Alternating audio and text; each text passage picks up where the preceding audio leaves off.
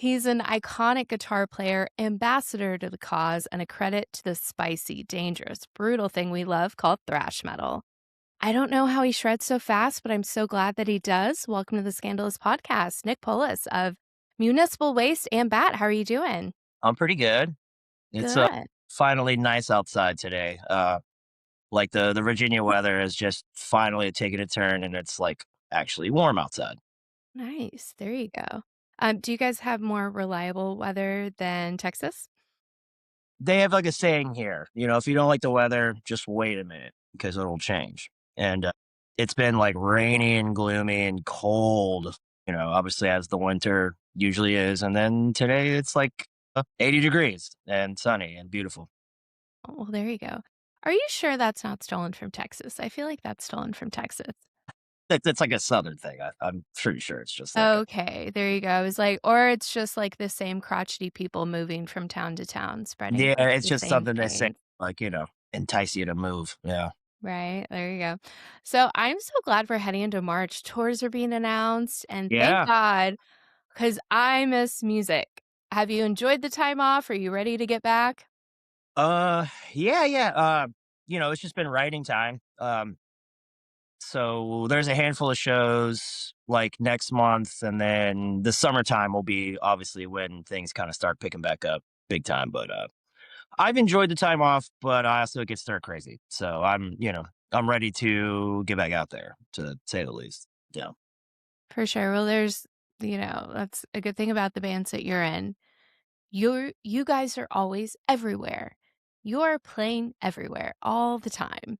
And then you get back and then you go out with Bat. So Yeah. you're always out there having fun.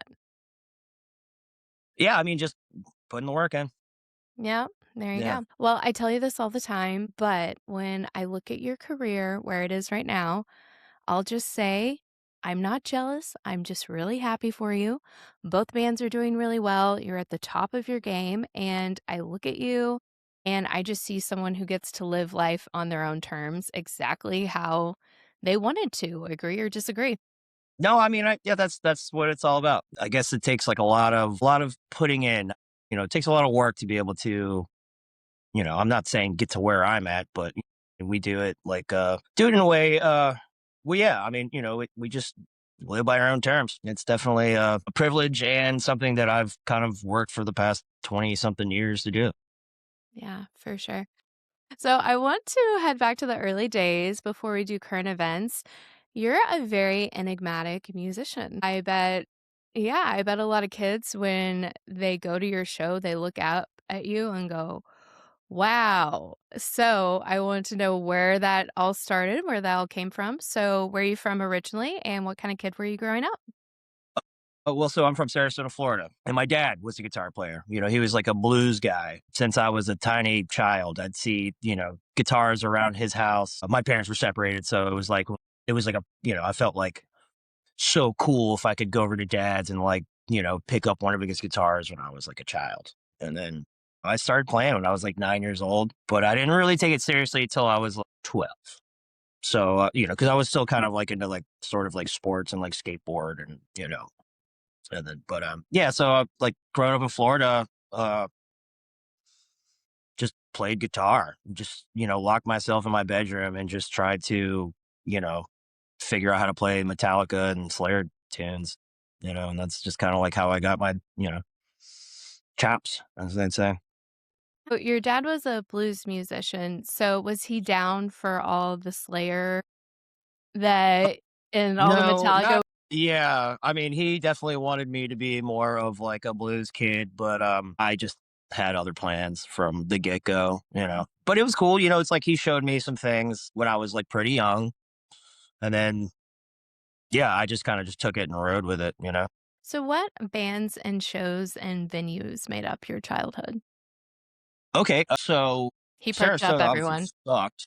So we went to like Tampa or like St. Petersburg. And, back in those days, it was like Janice Landing, which is now Janice Live. That's still like a predominant music venue in Southwest Florida. The Masquerade in Tampa and Ybor City. And then there was like this cool little punk store in Brandon called Sound Idea. And like, one of my first bands would play like matinee shows there, like on Sundays when I was like, 15, 16 or whatever. But Wow. really wasn't like a lot going on in Sarasota. Like, so we had to drive like an hour to do anything cool. There you go. Yeah, that's really cool. When we were going to the movie theaters, you were going to matinee show like punk shows. That's cool. Yeah, that's kind of funny. I was listening to an interview that Tony did a couple days ago. So he grew up outside of Richmond and they would have barn shows. They would Yeah, have like, cause he's like, yeah.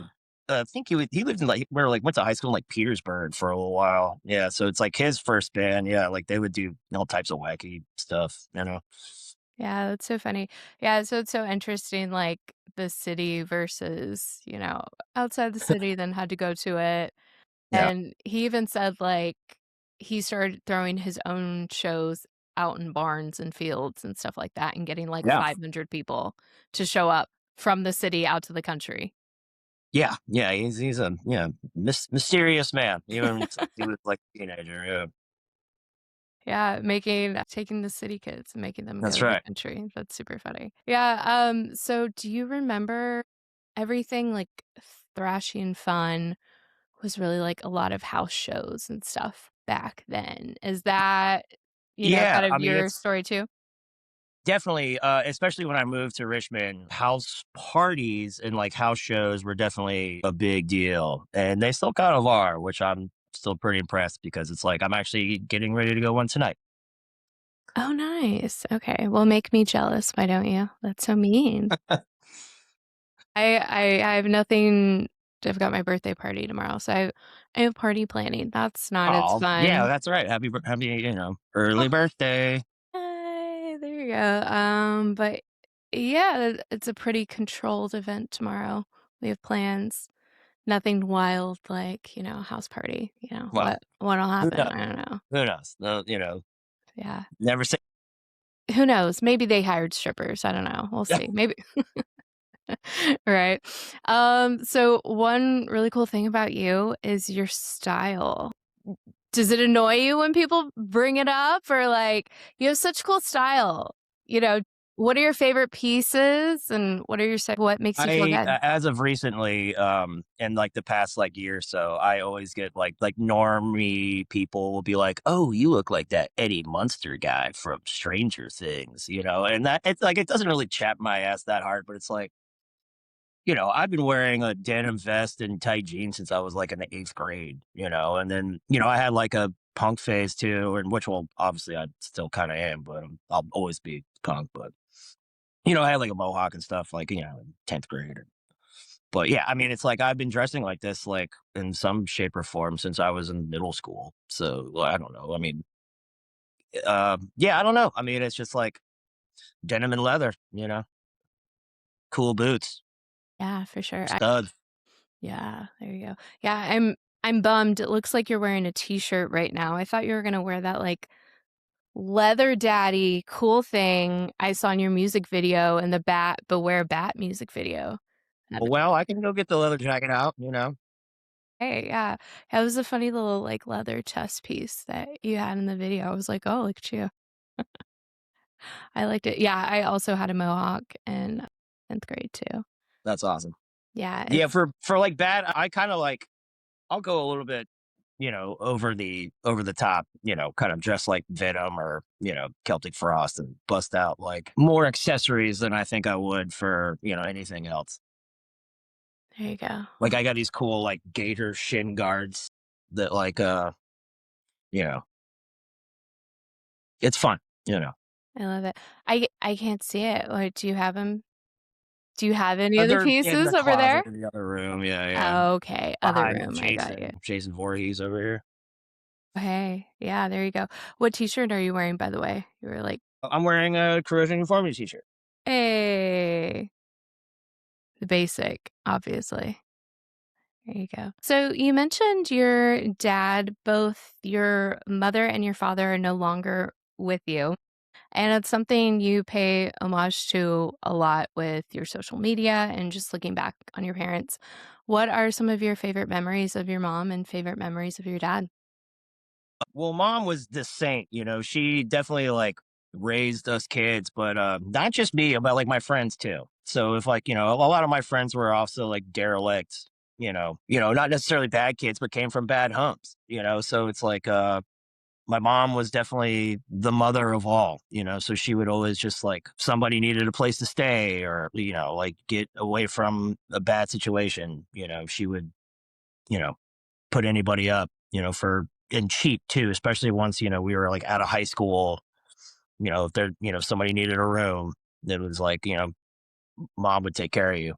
So she was definitely a saint in that regard. And she just loved being a mother, and she just loved nurturing and, being kind. And we would be like smoking weed or something, and she would like kind of come in and get pissed and she'd be like, all right, let me hit it one time. And then she was just like tell the same stories over and over again, which she had pretty incredible ones, I mean, as like a hippie from like the, 60s and 70s. Um, Dad was cool. Dad got to see Waste one time in Ybor City in Tampa. Uh, and he was like very impressive, son. Like with all those kids jumping off the stage, I'm very impressed that nobody really messed up your pedals, and just like like had like this cool old guy, thing about it. I don't know, but no, my parents were definitely they were cool and they lived fast, so unfortunately they're no longer with us anymore. But yeah, they in their own right, they definitely had a lot of things to contribute to what I do today. And I wouldn't be who I am if it wasn't for their specific, kind of like, traits, I suppose. For Yeah. sure. Doesn't really matter, like, what you do. In the grand scheme, we've all been thinking, I think, about the grand scheme of, like, what matters, what doesn't. I think, what your mom did especially, that's, like, the best type of person, how you help people. So, you picked up guitar because of your dad. What were some of the first songs that you tried to play when you were first learning? So it was definitely early 90s. So it was definitely, like Nirvana, that Come As You Are riff, which is kind of like a, Wipers song, but definitely Nirvana. I guess like I try to play like stuff that my dad wanted me to play too, like Jimi Hendrix and Cream. I really liked like Deep Purple, until I started kind of listening to like harder stuff, so like once like I kind of got into like Metallica and like Megadeth, and I guess, you'd say like the big four. That's kind of like when I like my playing sort of like shifted from just like, oh, it's like a few notes here and there and then a power chord and then, okay, wow, I can like palm mute and do cool stuff that, I wasn't expecting to be able to do. Like, I mean, I learned pretty fast, and I like saved up money and bought my second guitar. Like my first one was like a total piece of shit that like dad got me, for like, it was like a, I don't know, Squire or something, Fender Squire. And when I first got my first Ibanez, and then like I really started taking things like seriously. Yeah, it was definitely early days of internet. So I was like trying to like download and print out tablature and, you know, just figure out tricks. I mean, it was because I was pretty much like self-taught. That's awesome. Yeah, Nirvana was definitely a big, Nirvana, Deep Purple, yeah, Hendrix, trying to play Hendrix, I suppose, and then Cream, stuff like that. Nice. So, to me, I love that we're on the topic of, like, talking about music and, like, what moved you back then. To me, thrash is dangerous, outrageous, in your face, loud, very fun, and very wild. We live pretty much, like, safe lives, I think, like, day to day, but then I go to a metal show or a thrash show, it just feels like, Yeah, "Ooh, I don't." yeah. It feels energetic, like, "Ooh, I don't know what's gonna happen," and, like, off the rails, I would say. So that's what thrash is to me. What is it to you? Well, I mean, this day and age, hardcore and thrash, like, I feel like they've always kind of like gone hand in hand. Um, but yeah, I mean, just the smells are interesting. It's like when you think of like a really intimate, like say if like we do like a club show, like a smaller club show, and like of course like no barricade or anything, and it's just like a free for all of kids just like jumping all over each other. It's I think yeah, just the energy. Um and because it's like this day and age too, like karate moves and the pit, like never been my thing. I'm not gonna like talk shit on it. I think it's like silly, but a thrash show is more just like, hey, try to like run around in a circle instead of like trying to like windmill kick some dude in the face or whatever. And I think but if you combine the two, whatever, as long as like you're responsible, you're not really hurting yourself or hurting anybody else, and everybody's having a good time. It's just like it's I'm all for it. Yeah, for sure. Yeah. Yeah, so it's like energy for you too, and I didn't know. Yeah, because you Yeah, can feed off that, it's like I feel like, if I'm on stage and I see people having a really good time, I'm gonna have a good time, and it's just kind of like it's like a win-win. yeah, for sure. And I don't think I, like, wrote down a question about this, but I don't know, tell me if this makes sense. Like, when I think about Municipal, who I've seen, like, so many times play live, it's kind of like, okay, a band has, like, a guitar player, a bass player, a singer, drummer, lead guitar, whatever. I feel like Municipal, it's like everyone's job and everyone's doing everything all together, and y'all are just running to the front, and it doesn't feel like one person does this or one person does that. It just feels Sure. like y'all are all like, "Rawr." Well, we take a page out of the book of like Exodus, I guess, on that move, because like early Exodus shows, they were just all just so animated and just running around, and I feel like if we're energetic, then it's going to make the crowd go energetic, or, like, Yeah, for you sure. kind of have to bring that energy, and then it's very rewarding to see what the kids do or the fans do, and it's that to me. I mean, that's just like I'll never ever get sick of that. Yeah, for sure. Yeah, Yeah, even, like, doing research for this interview, just, like, watching, videos of you guys playing my phone or, like, online and just being to the shows that I've been at, right yeah. before you guys are about to go on stage, it's like energy, ooh, and Yeah, well, yeah, it's about to, like, there's a go. buzz. Yeah, there's a buzz. I mean, because that Vegas show, yeah, that was definitely, that was a fun one. That was, like, the very beginning. It was, like, the first show before the Carcass tour with, like, and then we became really good friends with those Creeping Death guys, and, they played at Carcass, and that was, like, before we met up with them, but, yeah, yeah, you got to see, like, just an unhinged, balls to the wall way show with, you know, kids going crazy. Yeah, it was you guys are it's not your it's, like, a little too much to, like, not have a barricade, but that's what made it so crazy, and Yeah. I I hate that hardcore, like, punching stuff. You I just sure? hate it. I just don't like being hit myself, No, I mean, nobody does. and, yeah, I just don't like being hit myself, so it's like but I have this thing, as soon as the band starts playing, I, like, run to the front, so I have that thing, so I was like I still ran into the pit, and it was still like, "Ooh," like, "You could get hurt," kinda thing, and it was yeah, like it felt like a rare opportunity because you will rarely be at a waste show where you have the opportunity to get that close and climb all over Yeah. each other, You on just that gotta side of the remember stage. kids jump off stage, and then you just have to, like, what's the duck, dive, dodge, that's like the dodgeball, that's a silly movie. The Uh, dodgeball, yeah, that yeah, one. yeah, duck, dive, dodge, duck or something, yeah, like, Yeah, you just have to kinda bob and weave.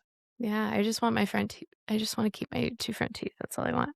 I don't wanna get kicked in the face. I don't know. There you go. Nobody wants to get in the face. I know. Yeah, right. Okay, so I thought about adding this as a new segment to the podcast. So let's do it. See if you like it and you can tell me. What song do you play or listen to when you think your whole fucking world is ending?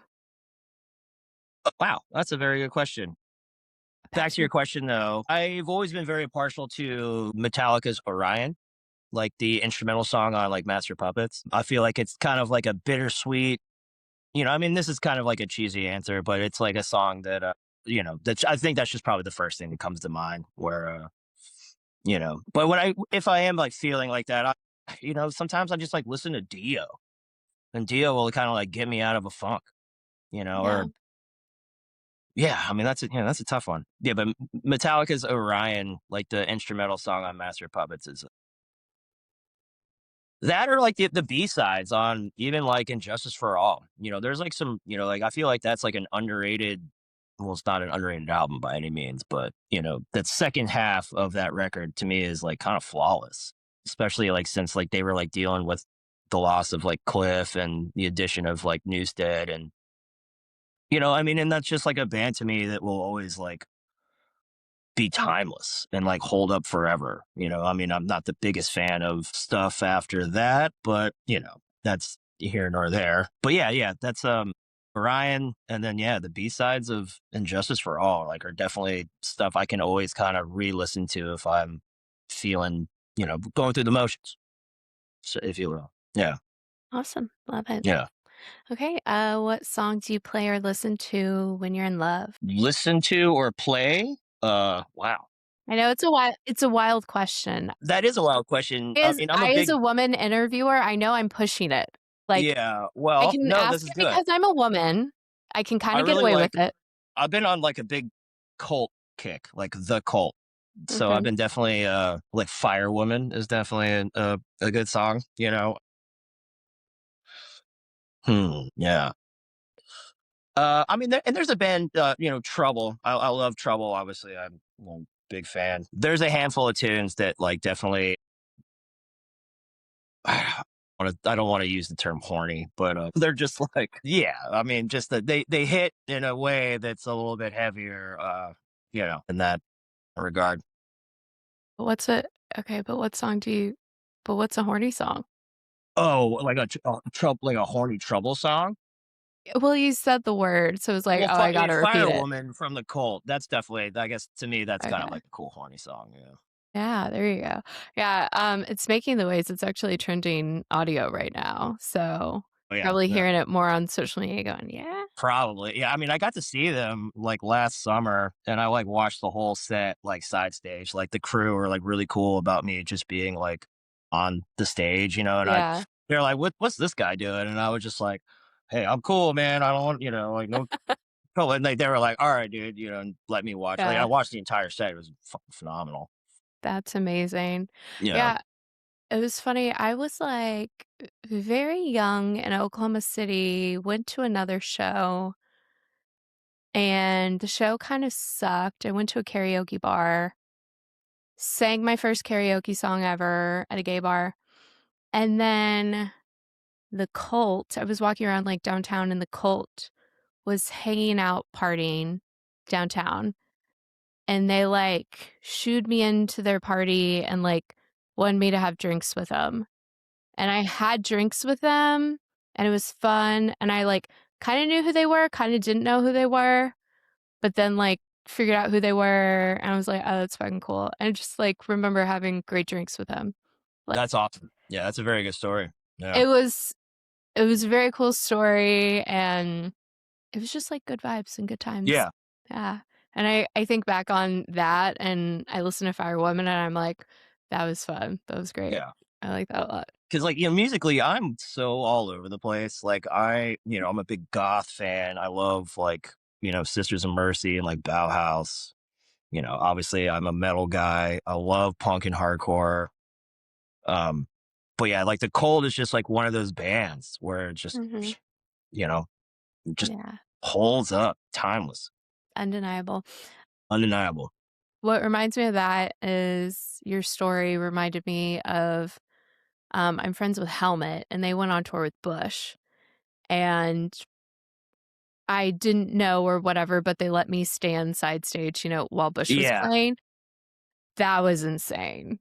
Like, that was crazy, and I was doing the same thing, like, "Eh, cool, whatever," like, P's and Q's in the corner, like, la la, la, but just, like, watching them going like, "Oh my god." That your Yeah. story kinda reminded me of, like, when I was watching Bush, it was like, Well, because when I was yeah. growing up, man, all the girls love Gavin Rosdale, what's his Yeah, name? Gavin Rossdale, mhm. Yeah, Bush guy. Oh yeah. Yeah, Yeah. Heartthrob City. I know. That day in particular, I was, like, going upstairs to catering, and he was coming downstairs, and we passed each other on the stairs, and my mouth kinda dropped a little bit, Yeah, and then he looked at me, smiled, smirked, and kept walking, and I was like, nice. Yeah, "Yeah," and I remember being stunned by it. I was like, "Oh, yeah. Well, that's funny." it's way easier to be a cool person than, it's like going on your way to be shitty and like a dickhead is like Yeah. it's just so lame, and it's like, it's like moments like that you'll have, that you see these people in the wild and you're like, wow, like it was really nice just get a smile or like a smirk or instead of just like Mhm. a scuff or like a yeah, I don't know. It's just Yeah, he had, like, that thing where, like, yeah, like, Gavin is, like, a heartthrob for sure, but, like, you wouldn't know, like, some people, like, it's kinda made up, they don't really have that, like, yeah. magic or juju. He, like, embodied that kind of, like, je ne sais quoi that people think that he Yeah. has.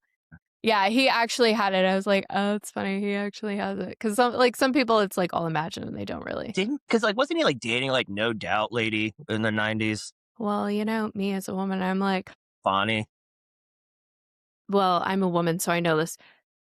Dated her, married her, they were married for, like, 10, 12 years, he cheated Shit, on her with the nanny. bizarre. Huh? Yeah. Yep. Maybe that's why she went all MAGA. Who knows? Okay, couple more. What song gets you in the mood to go up on stage? Well, lately for Waste, we've been listening to a band called Annihilation Time, like which like are lifelong friends of ours. Even before my day, like the band would tour with them. Uh, but so we have like the whole record on, like kind of like as like our not like an intro music, but just right before we're getting ready to like put our intro and music coming out. Like we kind of like there's like one song in particular called Teenage Rebel that's like a cover song. It's like a Pink Fairies cover that they do. And like the lore to that is like Annihilation Time. They recorded that record in Amsterdam, like tripping on mushrooms. And they like kind of just busted that cover out on a whim. And Jimmy, the singer, like kind of just like didn't know the lyrics. So he just kind of wrote down what he thought the singer of Pink Fairies was singing, and then like kind of just went for it. And it's kind of like one of my favorite songs in the whole universe, just like that cover song that they do. So that's definitely that's what gets me going before I get up on stage for sure. Band called Annihilation Time. Got it. Well, there you go. Next time I'm curling my hair, I know what to do. So there you go. Yeah. Yeah. And last question like this. What song makes you most feel like yourself? Like the song you feel like just knows who you are? Yeah. What? I know. Yeah. I know. I'm being real weird and poetic, man. I know. I mean, I'm a big Carcass guy. Like, I love that band Carcass very much, and like death metal is something I hold true as like because I'm a Floridian, so it's like growing up with like bands like Cannibal Corpse and like Morbid Angel and Deicide and stuff like that, as well as like you know punk and hardcore. The like the first track on Necroticism, which is like a Carcass record, I feel like it's like an opus of like how I just love it so much. Yeah. I It's love that. true. I have a giant Tools of the Trade tattooed on my chest, so yeah, I'm a big Carcass guy. Hey, there you go. See, I like to do interviews that aren't normal interviews. Can No, you yeah. tell? I mean, I wasn't, I wasn't, I don't know. Yeah. Kind of like, not prepared, but, going where my heart's taking me. Yeah, for sure. No, I get most people deer in headlights in my interviews, so you're not the only one. I make most people go, "Huh?" And a Yeah. lot of interviews that I do, and I like doing it, so it's fun. There you go. So, I know this isn't your first rodeo with the bands that you're in currently, so what was your first band? And I know it wasn't what was the oh, damn it, I just forgot the name. What was the weed band too that you played in? The Well, Phil and I had a band called Cannabis Corpse. Thank you. Yeah. Yeah. Yeah. But, no, I don't even remember what the name of my first band was. I think I was in like the 7th or 8th grade, and I had like, yeah, like a street punk band called Initial Distrust. And it kind of just like, we just wanted it to sound like Sex Pistols or something. I don't know. And then I had like another kind of punk band called Youth of Nausea. Uh, and that's like where we would go play was like at Bob's, at, the Sound Idea place in Brandon, Florida, like those like matinee shows when I was probably like 15, 16. Um, yeah. And then there's like a handful of other bands until I moved to Richmond. And then that's when like I started touring with a band called Parasitic that we started in like 2006, something like that. And then, yeah. Then I did my stint with Phil and Cannabis Corpse. And then, yeah, there was just a bunch of other bands until, I ended up just getting that Waste gig. And then, Ryan and I started BAT probably 2010, something like that. Online, it says 2000. Interesting. I think that's like when like the demo came out or like Oh, or okay. we recorded. Maybe it's like 2011 when we kind of started jamming because like we used to have Felix, who was the original DRI drummer. Well, technically the second DRI drummer. Um, yeah. So we started that band with him, and then now we have a guy in town because Felix is like he's usually having a hard time. I love the guy very much, but he just doesn't really want to play music live, or like be on tour. So we have a guy like in town that Does it? yeah, Yeah. There yeah. you go. So, what do you get to express in BAT that, is different than municipal? Well, so that's like an E flat. So it's just like even just like tuning wise, it's like a half a step lower. So it's just like mildly darker, I would say.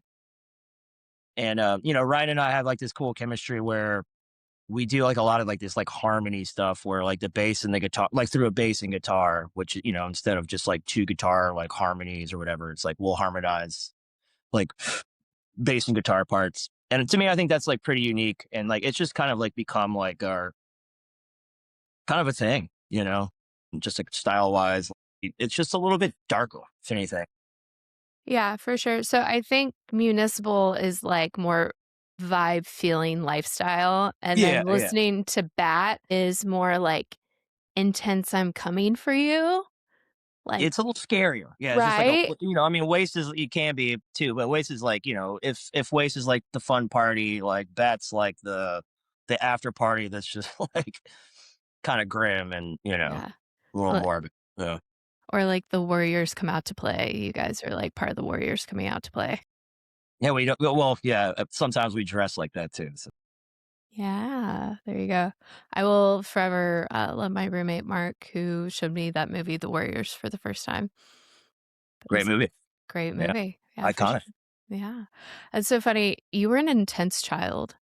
When I was like in seventh grade, like my AIM username was Sugar Cookie. Like, what? I had aim. I don't remember what oh God, I don't even know. But yeah, in the 7th grade, I was like listening to Slayer. I was like smoking cigs, sneaking beers out of like mom's fridge. Like I Yeah. was, I was like a bad kid, but like, I still like did my homework and like Yeah. went to school. I don't know. I mean, I didn't start fucking up till like way later in life. So Oh, you're doing great. That's so funny. Yeah, I don't remember it, but just the first couple band names you mentioned, it was like, God, that's intense for like seventh, eighth grade. It's like, yeah. whoa, you're an advanced child. You're a very advanced child. There you go. Well, I had So, like a cool older sister, I mean, she definitely got me into a lot of music. Like my sister had like, she loved like all that Riot Girl stuff that was coming out like in the early 90s. But she mhm, also loved like anarcho punk and then like she liked goth and she liked, she didn't really like metal, but we could like agree that like Metallica was cool. But like she would like listen to Depeche Mode and I was like, this sucks. And then like when she like left for college, I was like, oh, I love Depeche Mode, just like out of like, I don't know, yeah. maybe just missing my sister or whatever. Yeah, for sure. Yeah, we all do that growing up where whatever our family shows us, we're like, "Oh, this sucks, I Yeah. hate it." And you get older, my silly version is the Golden Girls. I'd be like, "Mom, I don't wanna watch the Golden Girls." And I got older and I was like, "Oh my god, I love the Golden Girls." Or I like love. the Eagles or like, AC/DC, something like that. So, you're guitar god yourself. So, gear rundown. What do you play up on stage? The pedals, sponsored? Okay, so yeah, like I play Ibanez guitars. Um, and with that, I have a handful of like Gibsons that I'll use. But my new thing with that is like I have this cool Greco that I picked up like recently, which is like a Japanese like Gibson lawsuit series. It's like a 77. I put some nice pickups in it. But gear wise, yeah, it's like Marshall JCM 800, classic, the 2210. So it's got the effects loop. And then I have like I'm it's real nerdy. I blend like a tube screamer and a overdrive, and then I have like a lead boost that's called like a Lonely Ghost pedal, which is like a boutique pedal made by my buddy out of like the Midwest. And yeah, what else? Pretty much, I'll use like the same pedal setup for both bands, but with that, I use like a Sovtek MiG 100 amplifier, which is just kind of like a Russian copy of a Marshall JCM 800. But that's pretty much about it. It's I don't get to. I mean, my shit's very analog, and you know, like was telling you earlier, I'm just not very good with technology, so I kind of just leave that stuff for the tech guys and like the more advanced like tech players, whatever they do.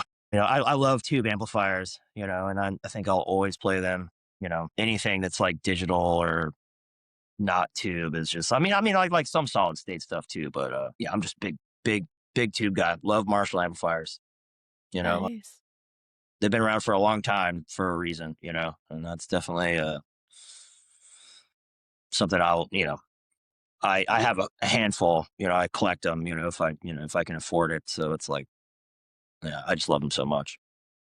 As well as a non-guitar player myself, total real big tube girl myself. Yeah, yeah. Yeah, But yeah, there I love for waste. I definitely, I always play Ibanez, and they gave me a deal, so I love them very. I mean, because I played Ibanez since I was like a little kid, literally like a fucking small kid. I had like my first Ibanez guitar when I was like 13, and now I'm fortunate enough to work with them, and they give me guitars, which is really awesome. Yeah, funny question I just made up, total joke. yeah, make it up What color guitar plays the best? green. Green? Yeah, yeah, green sounds the best, huh?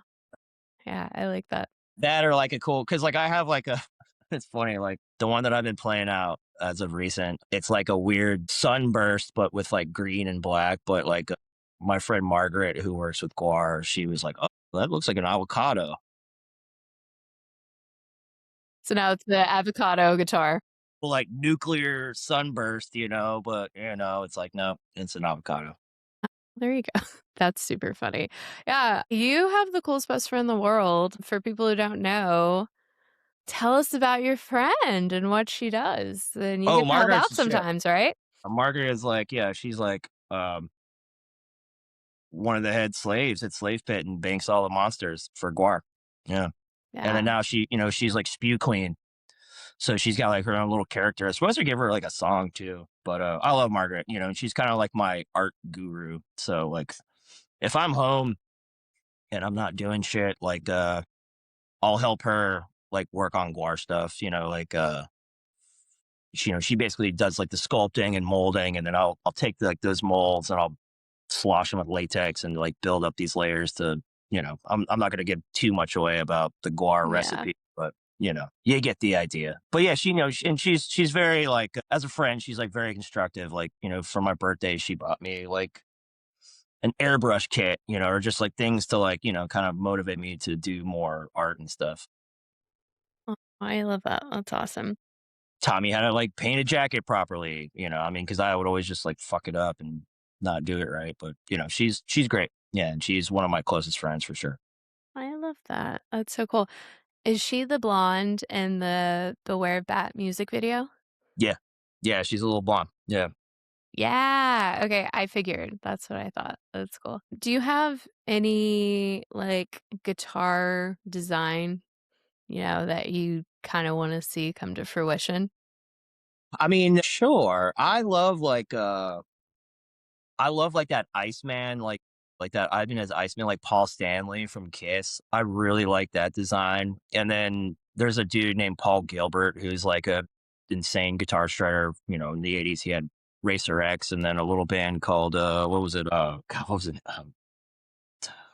Whatever. He had like the same kind of style, but like reversed.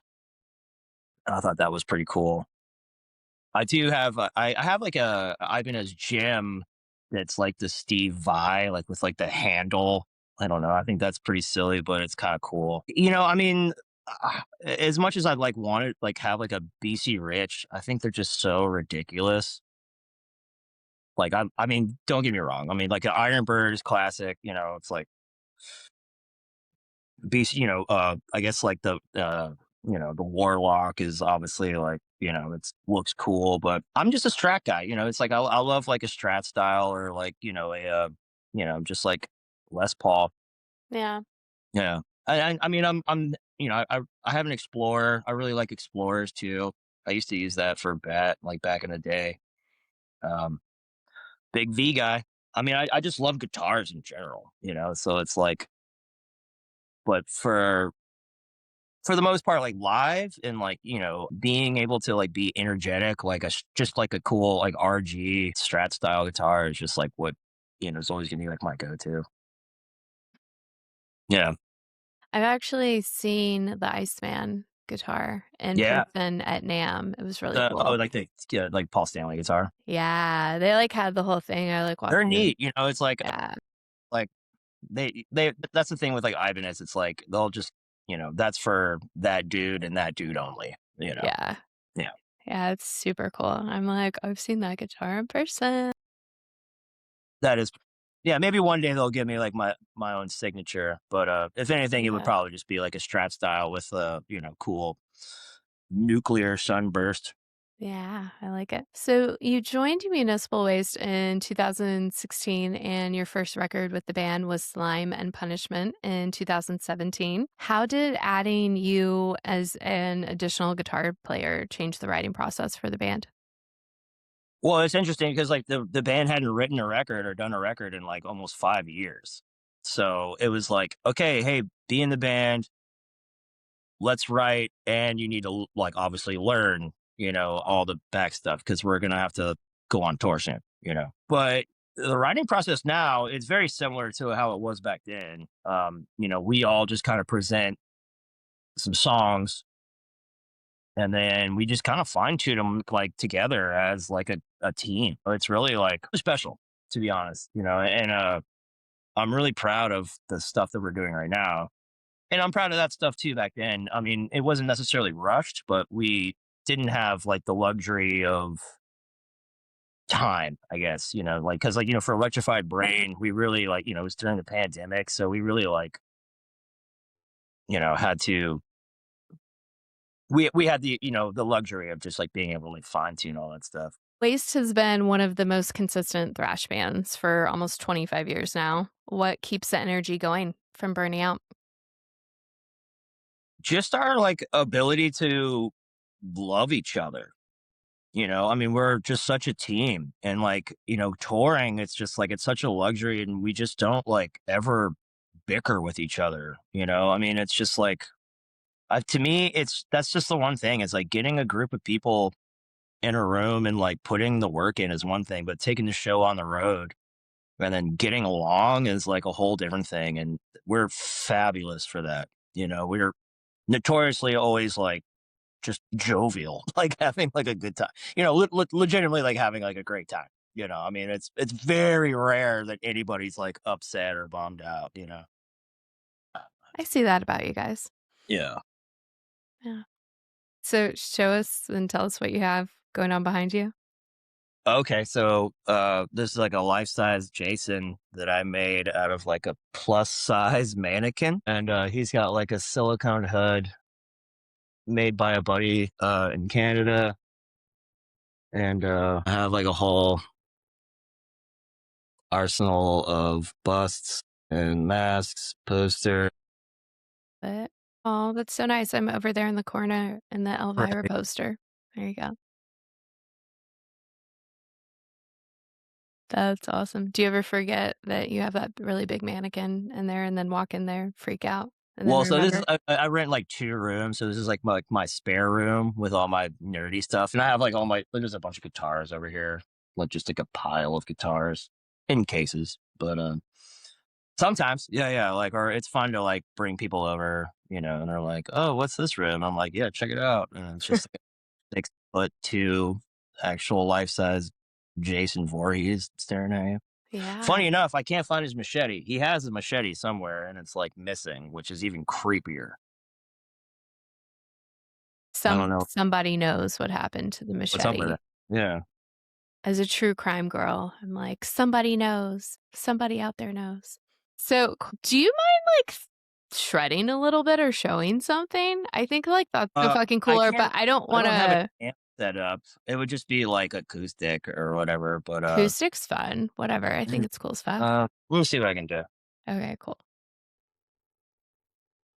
Yay! I love fun. Fun's my favorite. Again, actually, there's like a guitar pick right here. I think this is a really fun way to podcast. I like it when people are like, "Oh yeah, sure, let's play." Yeah, this is like one of my dad's like Gibson Les Paul, 1977. Hard guitar to play, honestly. It's like yeah, I don't know if you can see this. Yep, I could say it.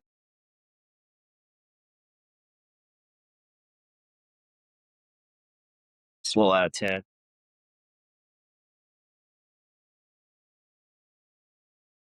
Yeah, like he had like this habit of like tapping and with his giant sausage fingers. So like a lot of the guitars he had like have like this like cool scar like underneath the pickup. I love that. Beautiful. Yeah. This is a guitar I don't really ever like take out, but I'll use it in the studio. So, Waste is writing right now. I just had this question pop into my head in terms of writing when you go to go do something. It's such a classic thrash band. Do you guys think about holding on to like the classic part, or in your mind are you thinking like new, coming up with like how are we going to push the genre forward? Oh, both.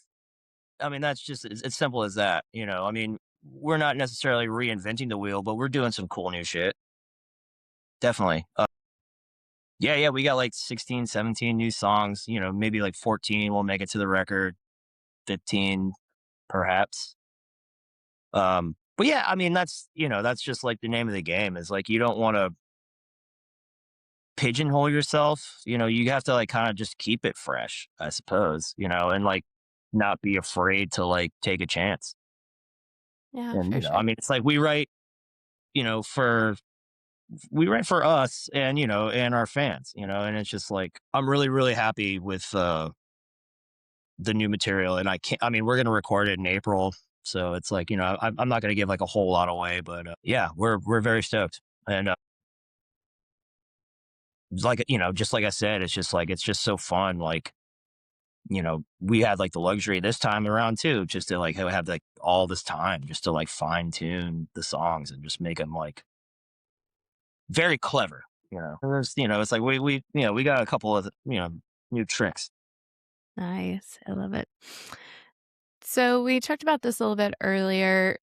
Waste has always been about fun chaos instead of ego. Do you think about that and take that seriously, always being good to people and not letting the success get to your head like a lot of people do? Yeah, I mean, I think it's just part of being, doing what we do. It's like you got to be cool. I don't know. You just have to be nice. I mean, it's just so easy to be. It's just easier to be like a fucking cool person instead of being like a fucking asshole. I mean, not saying like everybody's got their days or off days or whatever, but when you're interacting with kids that like are like fans and people that like legitimately like your band, it's like just be kind. I don't know.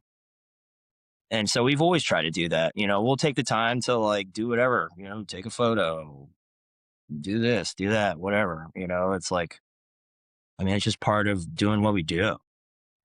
And, I mean, it's like we're all like kind of in agreement, in that sense. It's not just me, it's like we're all like on that same page as far as like just easier to be cool than just to be a dickhead.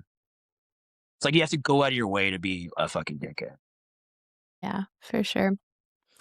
Okay, what way songs meant the most to you before you joined the band, and what songs are your favorites now that you've been in the band for a while? Like songs that were already around. Yeah. Like so one of my favorite, like when I heard Waste 'Em All, I think I was probably still in like the 10th or 11th grade. And Toxic Revolution on Waste 'Em All was definitely one of my favorite songs, and one of the first songs that I learned, and we did that like on one of the first tours I did. But I love that. So that's when like Brandon was still playing drums. Definitely that Inebriator. I mean, there's a handful of jams that that always like stuck out to me that I really like playing. I mean, like, you know, Unleash the Bastards is always gonna be a classic tune. I really just like the intro, like which is like the intro to like Hazardous Mutations. Just playing that, like, because we did that live, like we would come out and just play that, and that's what really like, you know, gets people going. So, just stuff that's just like that to me, like those are like some of the, fire ones. But I mean, there's just, I don't know. I mean, there's a thousand fucking waste songs that I don't know. I love playing them all, but I really like the our partying stuff. Like, we're getting ready to do a couple of shows in May, and we're gonna be playing like a lot of stuff off that record. So we brought up BAT already, kind of the infancy of BAT. For people who have never listened before, what songs should they start with? Well, so we have like that record that just came out. Under the Crooked Claw. And I would say start there and work your way back because we spent a lot of time also, like, it was kind of like pandemic style. Like we had, nothing but time to write and fine tune. But, I mean, if it's like there's something for everybody on that record. And if you like it, go back through the time and listen to the earlier, like Wings of Chains is like the record before that. And, there's just like a handful of other like small releases, but I'm pretty proud of that record that we just did. Well, I guess it came out. It's like 4 years now, 3 years. Um, but if like an individual song, Vampire Lore is like the first track, and to me that kind of encapsulates the band. Yeah, yeah. And it's like there's like a kind of like there's like a Slayer moment in there. That's Awesome. that's probably one that came out really really great. Awesome. Love it. So we've talked a lot about the music. I want to do some tour questions because Bat and Waste are like the craziest bands to see on tour for sure. So obvious question, but it would be amiss if we didn't ask. Besides the trash cans, some of the wildest things you've seen in the pit. Banana Man, Jesus. There's usually always like a dude that's like dressed as Jesus. Sexual acts. I've seen that. Blood. I don't know. Not, I mean, not a whole lot of fighting. It's like everybody's having a good time. So like that kind of violence is just like accidental. But somebody's always goofy. Especially in Europe. Or like there's always somebody in some weird costume that just like makes a spectacle out of themselves. For sure. I've definitely seen somebody get inside one of those said trash cans and then like, pop up and then kind of like be paraded around the audience, you know? That's funny. That would work really well in a festival. Just Yeah. like going through the crowd for sure. Love that. What's a tour story you probably shouldn't tell but will anyways? I don't think I should do that. I don't know if you ever heard the song Love in an Elevator by Aerosmith, but That's funny. I like it. Yeah. Oh, there you go. I like the way that I asked that, though. I think I should change the question to welcome to the Scandalous Podcast. What's a tour story you probably shouldn't tell, but will anyways? So I might I change. mean, we're on our best behavior. We're all Right. good boys. So yeah, like Yeah. everything fine and consensual. And obviously, we stopped doing drugs a long time ago. Some of us drank and smoked weed, but that's about it. We're pretty tame these days, to be completely honest. I believe that.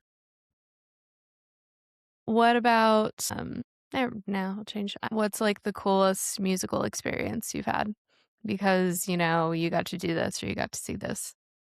I mean, honestly, having my dad be able to see Waste in Tampa that one time was very, very cool. That meant a lot to me. And he didn't. He passed away like a couple years like right after that. So having that and then being on tour with Carcass was also a big, big win. Big win. Yeah. Shit. Yeah. I think those two things I could probably, I could walk away from everything and just be like, man, if I got to do that, then I'm good. You could die tomorrow and be happy, I I could think. die tomorrow and be happy. That you could say. Eh, yeah, for sure. Well, you're very lucky that your dad got to see you. My dad died when I was little. So, it's really cool that your dad got to actually like see what you get to do in life. That's really special. Yeah. And he was impressed. He was like, wow, that's pretty impressive. All these youngsters jumping on top of each other, and you managed not to like get your pedals knocked over. And I was like, yeah, thanks, Dad. It's cool. I think what he was trying to say by that is you made all those kids do that. I Yeah, think that's yeah, what he was like yeah. trying to He hadn't say. seen anything like that in a long time, so I'm pretty sure. Yeah, Lose their minds. yeah. Yeah, I love that. Cool. Last couple questions. Have you ever done guitar lessons on tour and would you? I don't consider myself like on that level. I mean, I would if like, but I can't really contribute a whole lot. I mean, it's not something I wouldn't do, but it's not something I would like, it's not like I would do it for money or anything. I don't know. I'm not interested in like making money off of like, teaching kids how to, I mean, it's like if you want to learn how to play a song, I can show you or just like give you like some pointers, but you know, guitar lessons, I mean, I need guitar lessons myself. Okay, this is insane. Do you not know how good of a guitar player you are? Well, I'm fine. I'm a decent guitar player, and You're I wildly, incredibly talented to me. Like, when I well, go to watch you, I'm like, "Holy shit." And I've seen everyone, but, like, when you play, you are a standout guitar player for me when I think of, like, one of the best. I, like, look at you. that's You're very nice. you're nuts at what you can do. That's crazy. Do you not know what you are? Yeah, I don't know. I mean, I just do it and I enjoy doing it and I'm gonna do it for as long as I can. Oh my god, okay, he doesn't know how good he is. That's so funny to me. I didn't know you didn't know how good you are. Lessons though, yeah, I don't know. I mean, just practice your bends. Practice your Yeah. bend, your octaves. Well, that's sweet of you that that's you being like your mother. Yeah. Your mother always took care of everybody, and you saying you're like, "Oh, I'll help you." If someone wants to, like, know how to play something, I'll help them. That's you being like your mother. Yeah, that's true. Yeah, because I can't really I don't know how to like read music or anything. I'm not like gonna tell you note for note how to do a scale. I can show you a scale, but That's sweet, I love that. Okay, best advice you've ever been given? Last question. it's always polite to ask. Gavin from Bolt Thrower told me that one time when he offered me and my best friend Andy beers one time backstage at Maryland Death Fest, and we drank a beer, and then I took it amongst myself to like grab another one, and he was like, "Oi!" and stopped me, and kind of like schooled me on being Etiquette. like, yeah, etiquette. Yeah. Like, it was like, it's like, okay, it's nice to ask, and I've been in that position where I've told somebody that, who's just backstage and just kind of like takes it amongst themselves, like, oh, like just, this It's cool. I was like, hey, that's not yours. Just ask. Yeah. At least, in a sense of like being on tour. I mean, I know that's like silly, but that man, because it scared the shit out of me. I was like, oh my God, I'm so sorry. God, it was like this band I looked up to and I loved so much. And you kind of was just like, I don't care. I'm not going to drink it, but still, it's like, ask us. Like, all right. Yeah, that makes a lot of sense.